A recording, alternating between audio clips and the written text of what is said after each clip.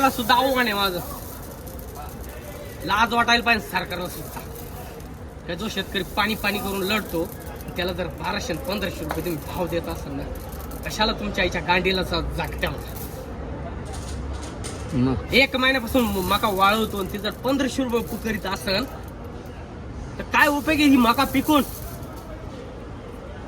मुख्यमंत्र्याला सुद्धा मका direct challenge, शेतकऱ्याला फाशी घ्यायला प्रवृत्त करताना सरकार डायरेक्ट आव्हान टाका, बोलून दाखवतो डायरेक्ट.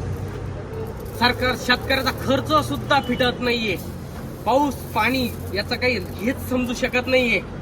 कांद्याला 200-300 भाव, मकाला 1500 रुपये भाव. तुमच्या गांडीला तिथं बसले का? अरे एक महिन्यापासून मका जर वाळवतोय आणि ते 1500 रुपये भाव देते आहे, लाज नाही वाटत? 1500 रुपये बॅगेची भाव काय? 2200 रुपये. एक बॅग पेरायला 2200 रुपये.